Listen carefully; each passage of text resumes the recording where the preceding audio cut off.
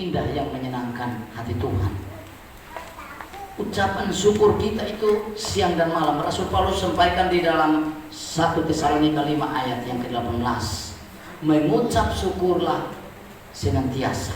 Jadi ucapan syukur di sini saudara-saudara bukan ketika kita mengalami ekonomi yang baik, ketika kita sehat, kita sukses, kita makmur, kita lancar, dan ketika kita mengalami masalah kita sudah lupa bersyukur. Tidak. Tetapi bersyukur di sini itu terjadi secara progresif, berkelanjutan selama darah merah masih mengalir di tubuh kita. Selama kita masih hidup, kita tetap mengucap syukur. Selama kita masih bernafas, maka kita harus mengucap syukur atas kemurahan hati Allah yang sudah memilih saudara. Nah, saudara-saudara, bangsa Israel ini, mereka adalah bangsa pilihan Allah, tetapi kenapa mereka tegar tengguh, keras kepala, tidak gampang diatur, karena dalam konteks pemilihan Allah bagi bangsa Israel dan relevansinya dalam kehidupan gereja pada zaman sekarang ini, saudara, bahwa sebagaimana Allah memilih bangsa Israel, maka gereja juga hadir pada zaman ini untuk bisa menghadirkan yang namanya ketaatan Allah. Kenapa? Sehingga pada akhirnya bangsa Israel itu mereka tidak percaya kepada Tuhan karena ketidaktaatan mereka. Mereka hanya menjalankan ritual ibadah itu hanya sebagai seremonial belaka. Tidak mengimani, hanya istilahnya berdasarkan liturgi, baca dari awal sampai akhir selesai. Tetapi tidak menghidupi, tidak mengimani dan tidak menghidupi.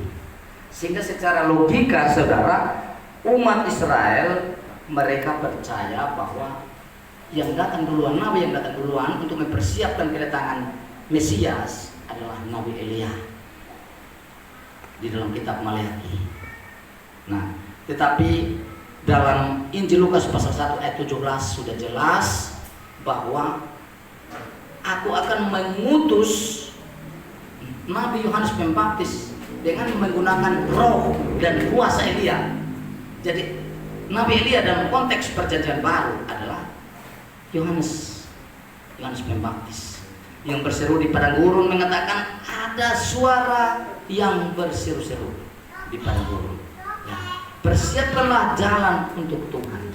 Hari-hari ini saudara-saudara, ucapan syukur kita itu kita harus benar-benar menetralkan atau memaksimalkan. Karena apa? Dia tidak pernah menyesali pilihannya, karena pilihannya adalah hanya anugerah. Dan jika dia memilih saudara dan saya, maka mari kita bersyukur. Kenapa kita harus bersyukur? Karena apa? Di balik pengucapan syukur itu ada penyertaan Tuhan. Di balik pengucapan syukur itu ada mujizat Tuhan. Di balik pengucapan syukur itu ada kuasa Tuhan. Di balik pengucapan syukur itu ada pertolongan Tuhan. Apakah ada buktinya? Buktinya yang real dan konkret dalam Alkitab.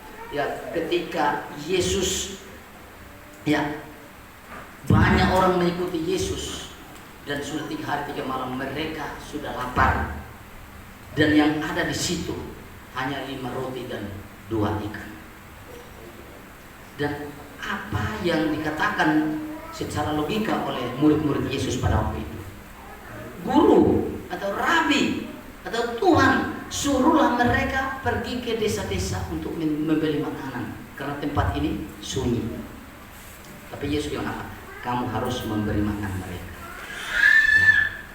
Jadi Tuhan Yesus meminta 5 roti dan 2 ikan itu, dan Yesus mendengarkan dan mengucap syukur kepada Bapa. Nah, apa yang terjadi saudara? Di balik pengucapan syukur itu ada mujizat. Sehingga setelah 5.000 itu 5.000 orang itu makan, itu tidak termasuk perempuan dan anak-anak, saudara. Setelah mereka makan, sisanya 12 bakul. Ya, itu adalah mujizat yang nyata.